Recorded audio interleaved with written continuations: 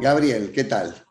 ¿Cómo está? Bueno, antes Hola. que nada, agradecerle por esta oportunidad, agradecerle a Unplan, agradecerle a Editorial Planeta por estas charlas de diván que vamos a tener. Sí, Qué lindo exactamente. nombre, ¿no? Es como se va cerrando un ciclo.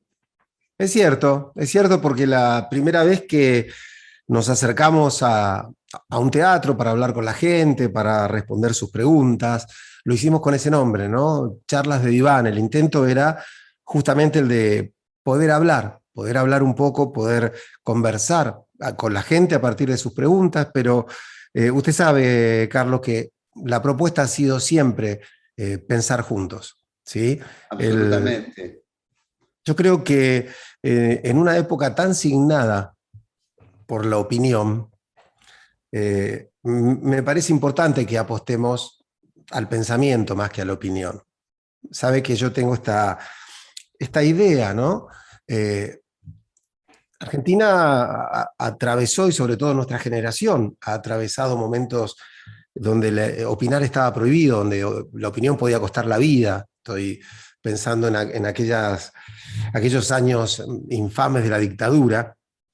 Y entonces habíamos decidido que teníamos que guardar nuestras opiniones durante muchos años, 7 años duró aquello, y cuando por fin recuperamos la democracia y recuperamos la posibilidad de decir lo que nos parecen las cosas, bueno, me parece que se abrió una compuerta que dio salida, ni más ni menos que a eso, ¿no? Al derecho que uno tiene de volcar su opinión. Ujú. Pero creo yo que peligrosamente, digamos, salió la opinión en una estampida tal que se llevó por delante al pensamiento y que hoy escuchamos muchas más personas opinar que personas que dicen lo que piensan, dicen lo que opinan, no lo que piensan. Y mientras que la opinión a veces está teñida de una cuestión puramente emocional, pasional, ideológica, el pensamiento requiere de otra mirada, requiere de otro tiempo. El pensamiento es más lento que la opinión, porque el Ujú. pensamiento requiere poder articular muchas variables, mientras que la Ujú. opinión es simplemente yo digo lo que me pasa y no necesito más que un segundo para responder. A veces, para contestar desde el lugar del pensamiento, uno tiene que tomarse un tiempo que, sobre todo en los medios de comunicación o en las charlas públicas, un Ujú. tiempo al que todos parecemos temerle, ¿no? Por ejemplo, a alguien le hacen una pregunta y si tuviera la osadía de quedarse callado durante 15 segundos, esperando a ver qué le dice su pensamiento, qué idea le viene, qué comparaciones está haciendo su sinapsis cerebral, ¿no? Está comparando una cosa con la otra, a ver qué es lo más óptimo para decir, todos se asustan, ¿no? Sí, Y sí, y parece nos que... come el león. Exactamente. Entonces me parece que es una linda oportunidad esta de invitarnos a pensar juntos, Carlos, y que Absolutamente. ojalá aquellos que están mirando también se sumen a estas ideas que volquemos, que no necesariamente van a ser certeras, pero sí van a ser surgidas del pensamiento.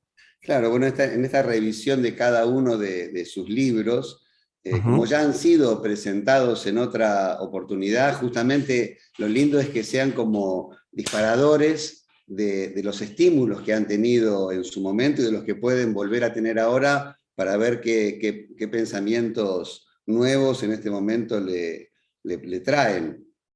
Hoy me Sí, gustaría hablar de palabras cruzadas, si le parece. me encanta, me encanta, me encanta. Un libro que usted sabe que quedó, nosotros decimos en la editorial, un poco en broma, que quedó como el hijo del medio, ¿no? Que quedó allí atrapado entre su hermano mayor, que fue Historias de Diván, el primero de los libros, que además fue muy exitoso, y quedó allí palabras al que por suerte también le fue muy bien, pero yo siempre sentí que había quedado un poco relegado por ¿Así? la luminosidad que había tenido Historias de Diván, ¿no? Y es un libro Ah. que a mí me gusta especialmente, Palabras Cruzadas. Sí, sí, sí, es muy, muy fuerte, muy, muy interesante. y sobre todo porque, no sé si estoy equivocado, pero en este momento usted mismo está como resignificando mucho el valor de la palabra, a partir de lo Sí, que me está diciendo, de opinar o de pensar respecto de cualquier cosa que uno diga.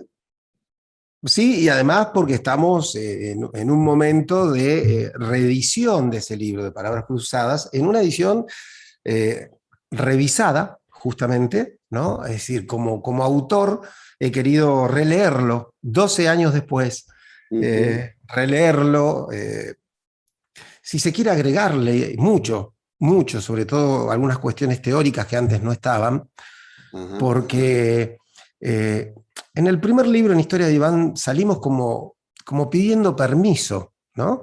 Es decir, era un público que no se había construido todavía, el de él, el público que lee un caso clínico, y entonces no sabía yo bien hasta dónde podía avanzar con las cuestiones teóricas. claro. Tantos años después me he animado a interrumpir momentos de los casos de Historia de Iván con algunas páginas un poco más teóricas, un poco más que apuntan al pensamiento o a la explicación de los mecanismos inconscientes, de los mecanismos del psicoanálisis. Además Ujú, que esta nueva edición tiene un caso más, ¿no? Se agrega un sí. caso nuevo, pero sobre todo he estado revisando el libro y me he permitido pensar bastante con respecto a la palabra. Ujú. Bueno, arranca la bajada del libro de dolor a la verdad. Sí, porque es el camino del análisis, Carlos. Es el camino del análisis. Por lo general, un paciente llega al consultorio porque está atravesando un momento de dolor. El dolor es casi inevitable como inicio de un análisis. Eh, Usted sabe que yo siempre he sostenido que el paciente del psicoanálisis es un paciente diferente. No es como el paciente de otro tipo de terapias que están muy bien y a las que respeto mucho. No, no creo que la única técnica valedera, la única teoría valedera sea la que me gusta a mí o la que yo he decidido llevar adelante. Claro. Creo que están muy bien muchas cosas del cognitivismo, de la psicología sistémica, de la gestáltica, están perfectos. Hay casos y casos, ¿no? Y Ujú, creo que hay casos que funcionan mejor con una técnica que no es el análisis y otros que funcionan mejor con nuestra técnica analítica. Y además, porque Freud decía, él mismo decía en aquel momento, bueno, esta es la herramienta que mejor se adapta a mi mano. No digo que es la única herramienta, es la herramienta que se adapta a mi mano. Y el ujú. psicoanálisis es la herramienta que se adapta a mi mano. Y yo, usted me habrá escuchado decir en tantas charlas que el paciente del psicoanálisis es un paciente que tiene algunas características. Por empezar, digo, es un paciente que está recorrido por la angustia. Es un Ujú, paciente que, por eso digo, si bien la angustia y el dolor no son lo mismo, pero digo, viene atravesado de una angustia o de un dolor. Y además de eso, es un paciente que cree y sabe que algo tiene que ver con eso que lo perturba. Es decir, se compromete el paciente del análisis. Y claro. si no se compromete, para eso estamos los analistas, para comprometerlo. Es decir, viene alguien y dice, porque mi mujer esto y aquello y lo otro, y mis hijos me faltan el respeto, y en mi casa, y uno dice, perdón, ¿y usted qué tiene que ver con todo esto de lo que se queja? ¿No? O sea, algo tiene que ver usted, alguna actitud, hay algo que usted haga o que no haga para sostener esto. ¿Por qué esa pregunta? Tiene que ver con lo que usted dice, que el paciente no sabe que sabe. Sí, claro, exactamente. ¿Por qué? Porque justamente, a ver, el paciente del psicoanálisis tiene que admitir esa verdad, Carlos, que hay un saber que lo recorre, que está en él, aunque él no lo sepa. ¿Por qué? Porque, a ver, si yo voy a un cardiólogo, el saber está del lado del cardiólogo.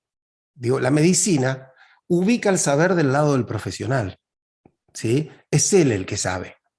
El psicoanálisis ubica el saber del lado del paciente. El que sabe es el paciente. ¿Sabe qué Ujú. sabemos los analistas? Sabemos sostener ese territorio de desconocimiento. Sabemos sostener esa apertura de la pregunta. Mi amigo Dolina tiene un verso muy bello que dice: respuestas de la muerte, vivir es preguntar, ¿no? Y es muy común que a los psicólogos, me pasa cuando doy alguna nota o algo, se me pidan respuestas, ¿sí? ¿Cómo hacemos para? ¿No? ¿Y cómo se hace para? Y los analistas no somos dadores de respuestas. Por lo general, somos generadores de preguntas. Y sostenemos ese momento de desconocimiento que al paciente lo inquieta tanto. Porque uno dice, bueno, entonces ha pasado esto y esto. Y el paciente dice, bueno, ¿y qué puedo hacer yo? Espere, o sea, ¿está de acuerdo con que funcione, con que esto está pasando? Sí, nos vemos la próxima. Y a veces, claro, se van con una, bueno, no me dejes ir así. Bueno, sí, lo tengo que dejar ir así, porque es en esa apertura de la pregunta donde quedan dando vuelta cosas en el paciente y a lo mejor aparece algo de ese saber que lo recorre y que él no sabe que lleva dentro de su sangre, ¿no? Por eso el paciente no sabe que una parte de él sabe. Es decir, que para analizarse hay que admitir que no somos individuos, ¿sí? Se utiliza, bueno, un individuo es alguien que no puede dividirse, ¿sí? Eso es un individuo. Y si algo plantea el psicoanálisis es que somos seres escindidos, divididos, seres que una parte de nosotros quiere algo y la otra quiere lo contrario. Seres Ujú. que tomamos una decisión y a la media hora o a los 2 días la estamos eligiendo para otro lado. No, no, ¿sabés qué? Me equivoqué. O al rato nomás uno dice, esto no me pasa más. Yo te juro, yo no la llamo más. Se acabó. Dice alguien y cuando lo llamamos a la noche me dice, bueno, sí, le escribí. Pero dijiste hoy a la tarde que no la ibas a llamar. No, no la Sí, llamé. claro, sí, o por ahí, claro, le escribí, o por ahí la llamé también. Pero, ¿por qué? Porque quiero y no quiero lo mismo. Entonces, en esa decisión, en esa división, nosotros ubicamos lo que es la parte consciente, ¿sí? De alguien que dice, yo quiero esto, yo me quiero sentir mejor. Yo vengo porque quiero estar mejor. Ajá. Y uno después dice, pero ¿y si quiere estar mejor? ¿Por qué hace esto y esto que usted sabe que le hace mal? No sé, claro, la conciencia no sabe, el inconsciente sabe, aunque el paciente no sabe que sí sabe. ¿Se entiende cómo Que lo es el sabe. tema?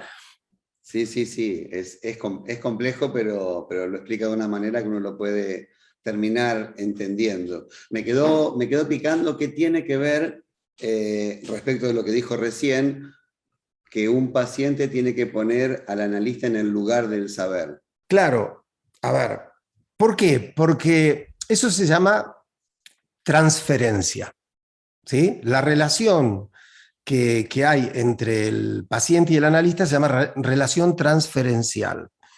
¿Por qué? Porque el paciente le transfiere al analista un montón de cosas.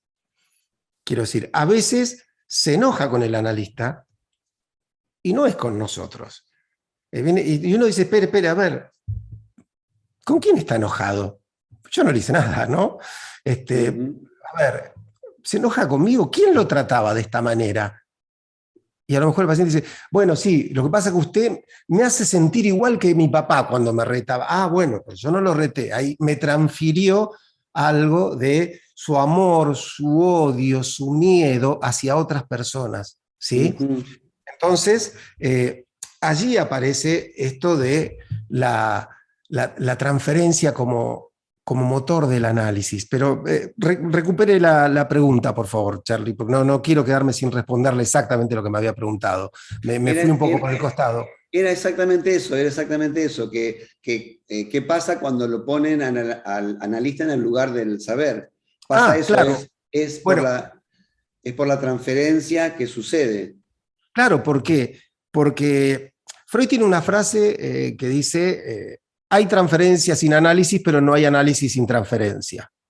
¿Qué quiero decir? Que uno, esta transmisión de transferirle a otro el saber, la tenemos, no sé, con el mecánico de nuestro auto. Uno dice, no, yo se lo llevo a Tito. No, dejá. No, él conoce mi auto, él sabe, y uno ya está, o yo le consulto a tal doctor, o yo compro la carne en tal lugar porque como hay uno deposita su confianza en otro, en muchos ámbitos.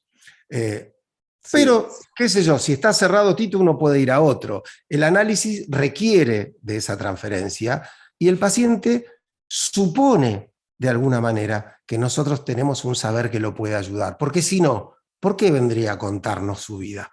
¿Por qué vendría alguien a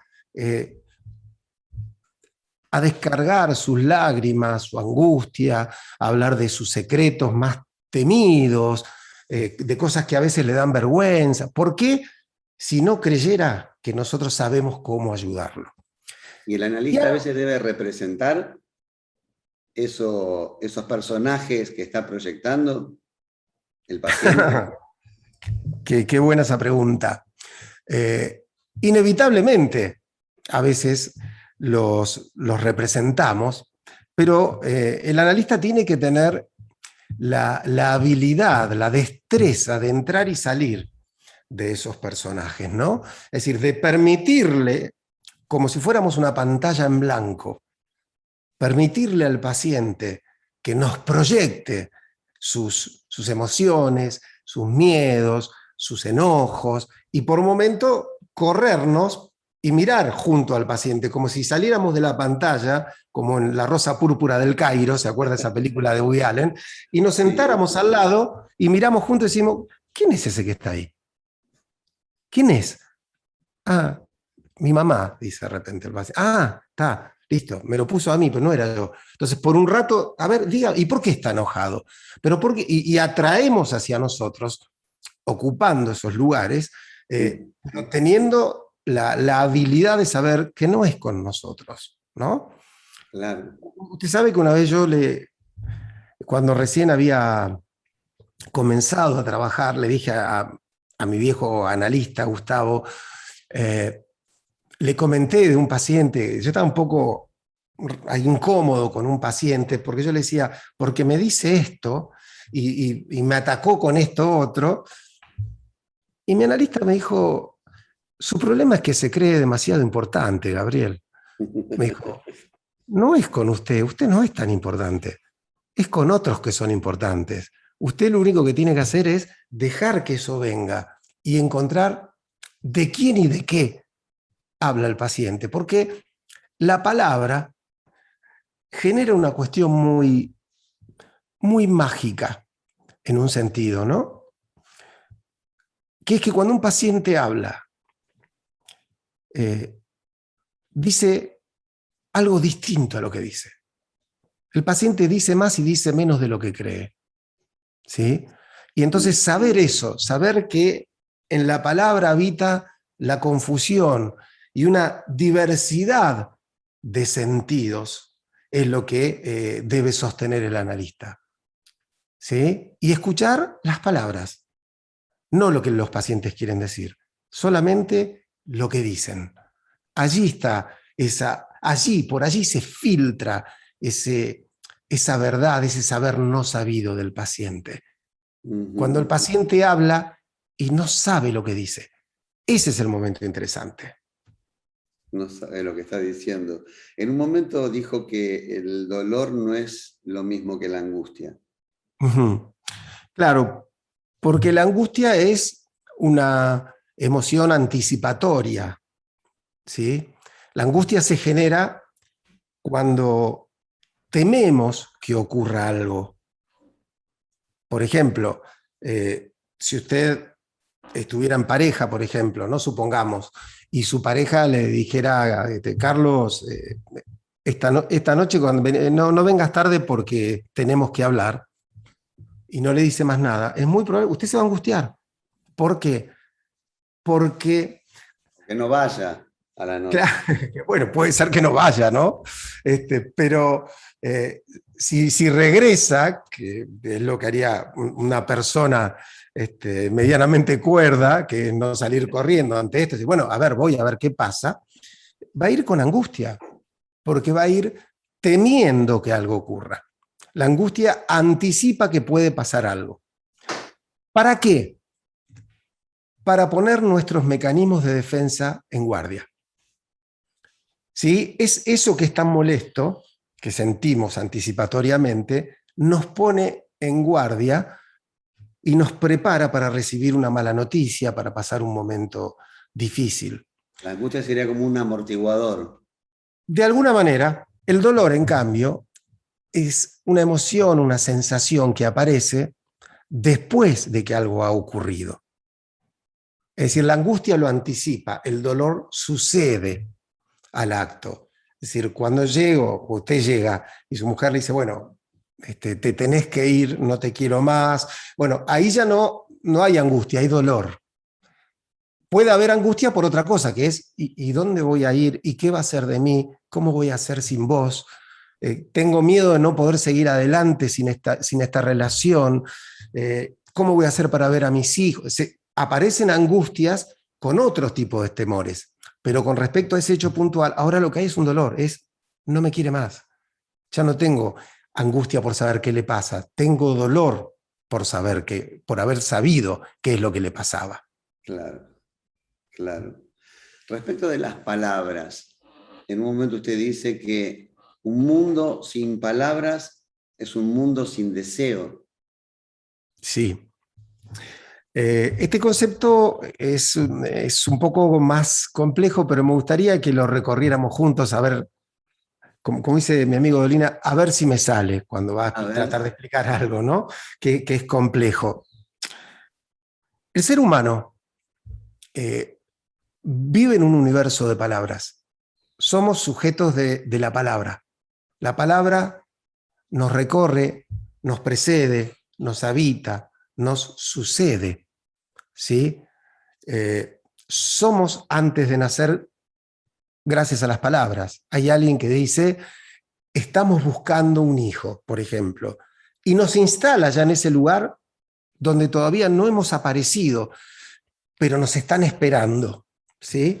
O dice, bueno, vamos a tener un hijo, se va a llamar así. Es decir, ya eligieron un nombre. ¿Por qué? Todavía no llegamos al mundo y ya hay una palabra que nos espera y que nos va a nombrar toda la vida. Una palabra que para nuestros padres tiene un sentido. Quiere decir vida. Porque este nombre quiere decir fuerza, porque este era el nombre de mi abuelo. Hay un deseo que recorre nuestro nombre que ya nos está esperando. Y ahí aparecemos nosotros, en un mundo de palabras que nos están esperando. ¿Sí? Y con una obligación, Carlos, que es que el ser humano todo lo que quiere lo tiene que pedir. ¿Sí? A diferencia de los animales que toman lo que necesitan, el ser humano tiene que pedir lo que quiere. Y hay un otro que tiene que interpretar lo que pedimos. El bebé llora y la mamá, bueno, a ver, tiene hambre, tiene sueño, le duele algo, tiene calor, simplemente está caprichoso. ¿Qué le pasa? Bueno, hay un otro que le va a dar sentido a nuestro pedido, ¿sí? Y ese otro va a interpretar algo de lo que digamos, pero no todo. Porque la palabra no puede decirlo todo. Siempre queda algo que se pierde en el camino entre lo que pido y lo que el otro me da. ¿Sí? Es decir, pero le decimos a nuestra pareja, a ver, yo no entiendo, ¿qué más querés de mí? O sea, bueno, esa pregunta, ¿sí? ¿Qué pretende usted de mí? Diría Isabel Sarli en la película, ¿qué pretende usted de mí? Es, a ver, ¿qué más? ¿Por qué? Porque hay algo que no me está diciendo con las palabras, hay algo que se pierde y yo no entiendo qué es. Por lo general, cuando yo pido algo y recibo otra cosa de lo que pido. Siempre. ¿Sí? Esto es común. Uno dice, pero a ver, si vos me dijiste que querías... No, yo no te dije eso, decimos. Es decir, yo pedí algo y el otro interpretó y en el medio hay algo que se pierde. Eso que se pierde, eso que no entra en el mundo porque la palabra no lo puede abarcar, eso que queda insatisfecho en mi pedido, es lo que genera el deseo. ¿Sí? Es lo que genera el deseo. Digo, ¿por qué? Porque hay algo que quedó insatisfecho. Y yo deseo eso que quedó insatisfecho. Deseo eso que no obtuve. El deseo y la insatisfacción se necesitan, se requieren y se alimentan. Deseo, encuentro, pero quedo un poco insatisfecho. Deseo esto y otra vez encuentro otra cosa y quedo insatisfecho. Entonces, en este mundo donde tenemos que transitar la vida de la mano de las palabras, pero las palabras no alcanzan para decir exactamente lo que queremos, lo que deseamos, en esa pérdida aparece el deseo. Por eso, un mundo sin palabras sería un mundo animal, es un mundo de la necesidad. Y los animales tienen necesidades y encuentran o no encuentran lo que necesitan. El ser humano, aunque encuentre, nunca encuentra lo que deseaba. Siempre encuentra otra cosa. Pero no puede establecer una aceptación con lo que encuentra. Sí, claro, sí. Si tenemos suerte, uno acepta y disfruta de aquello que encuentra, pero lo que encontramos nunca es exactamente lo que habíamos deseado. Entonces, No. así la pasáramos muy bien. ¿Sí? Fue un viaje soñado, paisajes divinos. No sé lo contento que vine, lo que disfruté, y por ahí se filtran, lástima que, y aparece algo que no sucedió, o algo que me quedó pendiente. La próxima vez que vuelva, uno llega y te juro, en cuanto puedo, viajo de nuevo. ¿Por qué? Digo, el animal satisfecho de comer no dice, bueno, en cuanto pueda, caso de nuevo. ¿Estás satisfecho? Está satisfecho. El ser humano nunca está satisfecho. Siempre lo recorre el deseo de un poco más. Con esta limitación de la que usted me está hablando, la palabra cura.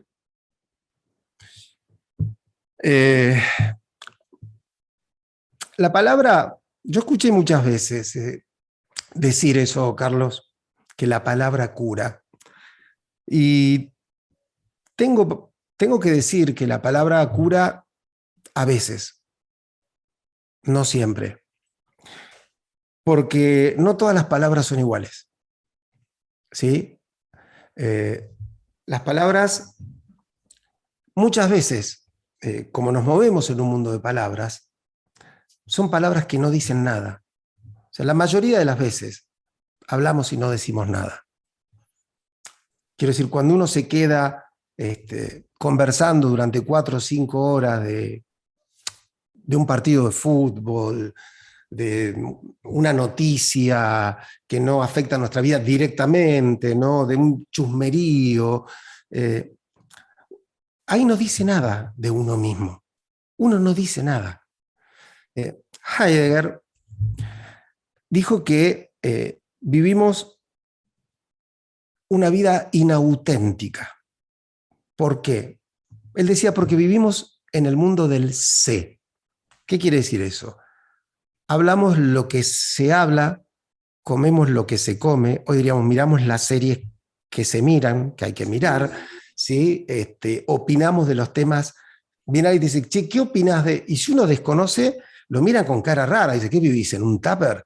O sea, vos no sabés qué. No lo sé. A lo mejor el tipo estaba descubriendo la teoría de la relatividad en ese momento, pero queda como un imbécil porque no sabía quién había ganado tal o cual concurso televisivo, ¿no? O cómo salió un partido. Es decir, que el mundo nos invita a no decir nada y a hablar de cosas que poco importan, para no hablar de lo que sí importa, que es que somos seres finitos, que nos vamos a morir, ¿sí? Que no va a haber tiempo para cumplir todos nuestros sueños, que las personas que amamos en algún momento no estarán, y que tenemos que comprometernos con nuestra vida, digamos, pero para comprometernos en serio tenemos que saber que tenemos un tiempo limitado. Ahí se abre la puerta, diría Heidegger, para una vida auténtica, que es la vida de alguien que sabe que hay dentro de sus muchísimas posibilidades, estudiar, no estudiar, trabajar, casarse, salir con un hombre, salir con una mujer, ser profesional, ser comerciante, dentro de las muchas posibilidades. Hay una que ni los médicos, ni los comerciantes, ni los solteros, ni los casados, ni los heterosexuales, ni los gays van a poder evitar nunca, que es la muerte. Entonces, existimos en tanto y en cuanto no se ha llevado adelante esa posibilidad, la posibilidad que termina con todas las posibilidades. Entonces tenemos que pensar, y cuando pensamos en eso, empezamos a lo mejor, reemplazamos esa palabra vacía, esa palabra que no dice nada del todos los días, del qué rico, ¿dónde compraste el pan? Mirá qué rico lo que trajo, qué bárbaro. Lo reemplazamos por una charla que tiene que ver con nosotros. Con el, sí, el pan está rico, pero vení. No vine para traerte pan. Vine porque te extraño. Vine porque te quiero. Vine porque sos un amigo muy importante para mí. Y alguien aparece con eso que es una palabra plena, que dice algo de verdad de mí, e incomoda.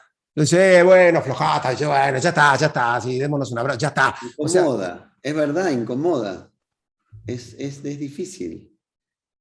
es muy difícil. ¿Por qué? Bueno, porque justamente la palabra plena, que es esa palabra que dice algo de verdad de nosotros, nos convoca y convoca al otro. Si lo escucha, bueno, te doy mi palabra plena, ¿cuál es la tuya? ¿No? Y el otro se incomoda porque es muy difícil transitar ese mundo. El análisis promueve palabras plenas. Espera, cuando uno dice, bueno, ¿y por qué hizo esto? Tipo estaba contando una anécdota cotidiana, espere, ¿por qué hizo eso? Es decir, ¿qué lo recorrió? ¿Qué de usted se juega en esa mala contestación, en ese acto de traición, o en ese acto de cobardía, o en esa angustia? Es decir, ¿qué le pasa a usted?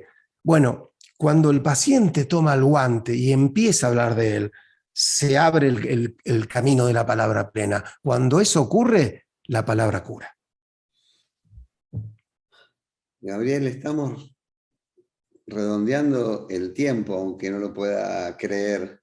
En serio, recién Estamos, empezamos, pobre, palabras sí. cruzadas. Pero qué interesante que palabras cruzadas nos dispare a hablar tanto de la palabra. Me quedan dos preguntas que tengo ganas de hacerle. La primera es, ¿por qué palabras cruzadas?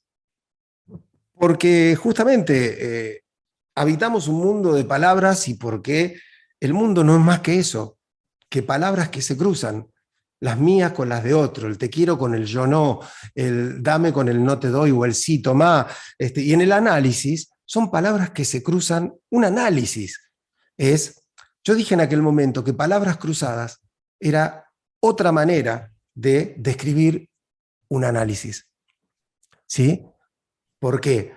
Porque son las palabras que se cruzan del paciente al analista, del analista al paciente, las palabras que se cruzan dentro del paciente, las que dice y las que elige callar, las palabras que se cruzan dentro del analista bajo la forma del pensamiento o de la intervención, que mejor ahora no. Sí, ¿por qué sí? ¿Por qué no? Debería haberle dicho, pero no le dije. Ay, mira, ahora caigo. Es decir, vivimos en un universo de palabras que se cruzan, ¿sí? Y nuestra mayor o menor posibilidad de tener una vida que tenga un sentido tendrá que ver con cuáles son las palabras sobre las que nos montamos como si fueran un corcel, sobre qué palabras me monto yo para que se crucen con las palabras de los demás. Porque si alguien viene y dice, ¿qué opinás? ¿Fue o no fue penal?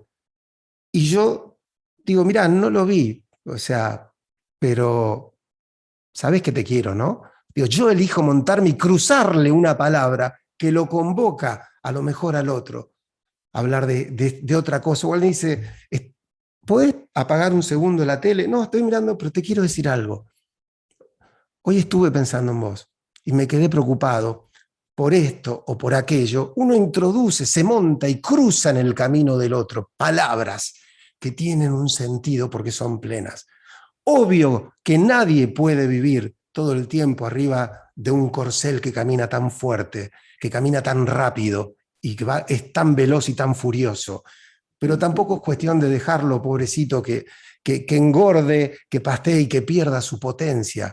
¿Por qué? Porque es la palabra plena la que nos lleva del dolor a la verdad. En esta reedición, en el prólogo, habla de que podría haber tenido otro tipo de intervenciones Sí, en este momento después de 10 años. sí. Sí, se me cruzan otras palabras, ¿no? Eh, Claro. pero además yo ahí aludo a otra cuestión, ¿no? Que es eh, el tiempo, ese arcano inmanejable, imposible de detener, eh, y cómo nos afecta, digamos, personalmente y culturalmente. Cuando yo escribí ese libro, Palabras Cruzadas, escribí el caso de Luciana, una chica que estaba atravesando un momento de violencia con su pareja. En aquel momento no existía el término violencia de género. En aquel momento no existía una comisaría de la mujer. Claro. En aquel momento no estaba instalado el tema como está ahora, que uno lo habla y todo el mundo sabe de qué habla y se compromete y aparece en la televisión un logo que dice: si está sufriendo violencia, llame a tal número. Ese número no existía en aquel momento. Y como la cultura en la que habitamos también nos define, las personas que sufren en una cultura se reconocen o no en ese dolor de un modo distinto. Entonces, estoy seguro de que mis pacientes en aquel momento hubieran dicho otra cosa y yo hubiera tenido otras intervenciones. ¿Por qué? Porque tenía que cruzarme a otras palabras. Yo salía al cruce de las palabras que los pacientes me trajeron. Hoy estoy convencido de que me traerían otras y que también serían otras las mías. Claro. Y en este libro reeditado hay un caso nuevo, un último caso, en donde incorpora un concepto muy complejo y que se entiende muy claramente en el caso, pero nunca antes había puesto un concepto tan complejo como el de la construcción. Sí, porque es realmente, como usted lo señala, un concepto complejo, ¿no? Ajá. Difícil de entender y difícil de llevar adelante. Es más o menos así. El analista tiene algunas intervenciones a su alcance. Digo, el analista puede callar. Uno dice siempre, fui al psicólogo y se quedó callado casi toda la sesión. Bueno, no siempre ocurre, pero puede ocurrir que el psicólogo, el analista decida callar. Es una intervención. No tiene nada para decir. Justamente en el silencio habitan todas las palabras. Cuando el silencio también es una palabra plena, el silencio del analista dice un montón de cosas, ¿sí? El paciente viene y dice: bueno, lo agarré, le pegué un cachetazo, y el analista no dice nada. En ese silencio que queda, a veces el paciente se defiende y dice: bueno, pará, no es para tanto. Yo no dije nada. ¿Se lo dijo usted? ¿No? Pero a veces elegimos el silencio, a veces la pregunta, a veces una intervención más mundana. Mire, le conviene irse hasta la avenida, y no importa. A veces la interpretación, que ya es una intervención más jugada. Tendríamos que tener más tiempo para desarrollarla, ¿no? Pero bueno, la interpretación ocurre cuando el analista dice lo que el paciente ha dicho antes y no escuchó. ¿Sí? Es decir, el paciente habla y nosotros vamos juntando algunas cositas y en algún momento uno dice: ah, sí, claro, como su mamá, ¿no? ¿Por qué? Porque ya vi, porque usted me dijo esto ya, pero no lo escuchó. Entonces aparece esa interpretación que es una intervención ya mucho más jugada, pero hay una que es, creo yo, es la más difícil, que le toca llevar adelante a veces a un analista, que no se utiliza todo el tiempo, que aparece muy de vez en cuando y a veces nunca, que es la construcción. Y la construcción es del orden de un cuento, Carlos. Es del orden del había una vez. ¿Cómo sucede esto? Dijimos recién que las palabras no pueden decirlo todo. Entonces el paciente no puede contarme toda su historia, porque las palabras no me lo pueden decir todo. Llega hasta donde puede. Aún un análisis donde se trabaja muy bien, hay un momento donde el paciente, ahí sí dice, no sé más. Sí, agotó hasta ese saber no sabido. Interpretamos sueños, lapsus, actos fallidos. Ya está, me queda un vacío de sentido, que es donde no pueden entrar las palabras. No puedo. Y a veces, para que la lógica de por qué el paciente es como es, por qué ama como ama y por qué sufre como sufre, para que esa lógica suceda, falta un poco más. Y ahí es donde el analista está convocado a construir. ¿Qué es qué? ¿Usted vio Jurassic Park? Sí. ¿Se acuerda cuando el científico explica y le explica a otro y que le pregunta, pero ¿y cómo hicieron para genéticamente reconstruir, darle vida a un dinosaurio?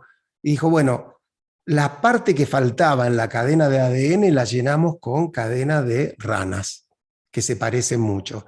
Es decir, utilizamos algo que no era de ellos para llenar un espacio que estaba vacío. Algo así es la construcción. Decide el analista llenar ese hueco, un puente. El paciente llega a un precipicio y tiene un vacío, y el analista construye un puente, que es una historia, y que tiene que ver con la creatividad del analista y el conocimiento que tiene del paciente. Y entonces le dice, a usted lo que le pasó fue esto. Cuando usted tenía 6 años, se despertó una noche y escuchó tal cosa, y vio a sus padres que peleaban o lo que fuere, y usted sintió tanto miedo en ese momento que se refugió en tal otra, y le contamos, y por eso, decimos al final en el colorín colorado, y por eso usted ahora hace esto y aquello. Es decir, esto no lo trajo nunca el paciente. Lo tenemos que construir nosotros con los datos que el paciente nos dio. No es cualquiera. Pero ¿sabe qué? Ni siquiera es importante que lo que construimos sea cierto. Lo que es importante es que le dé al paciente una lógica que le permita subirse a ese puente y cruzar el aire. Ah, claro, es por esto. Si logra cruzar y cambia su comportamiento, su manera de sufrir, su manera de amar, la construcción fue exitosa, fue muy exitosa. ¿Por qué? Porque tenemos que llenar un vacío. Y el psicoanálisis, por eso yo siempre he dicho, el psicoanálisis, más que una ciencia, es un arte. Es un arte. Porque en algún momento tenemos que crear algo que no existe. Absolutamente. Inmediatamente entendí por qué tantas veces decía que el análisis es un arte. Porque a veces el analista se ve convocado ante la tela en blanco a tirar algunas pinceladas que le den un sentido a la obra. Bueno, Gabriel, si quiere agregar algo más para su gente y su público y sus lectores, nos estamos despidiendo. Bueno, no, simplemente agradecerle a usted, Carlos, y repito mi gratitud hacia la gente de Editorial Planeta, hacia los amigos de Un Plan, pero profundamente a usted que me ha permitido transitar un rato de pensamiento tan estimulante para mí. Y agradecer a los lectores, digamos, y a los espectadores que miren esto, por dejarme transmitir algo de lo que hago, de lo que amo, mi modesto arte, que es el intento de ser cada día el mejor analista que puedo ser. Gracias. Muchas gracias.